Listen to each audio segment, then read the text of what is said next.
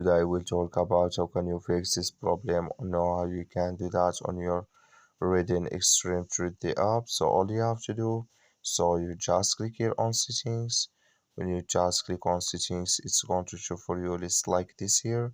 Then you go down, just keep going down, click on apps, come to apps list here. Indeed, you're looking for Reading Extreme 3D app, or just click on search.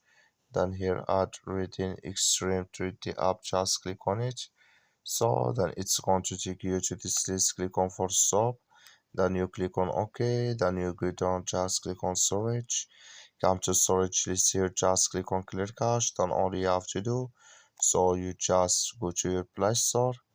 When you just go to your Play Store, you click on it here, search here for Reading Extreme 3D app. It's going to show for you like this.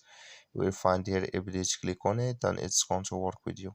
That's all you have to do. Thank you for watching. Don't forget to support us by liking, subscribe.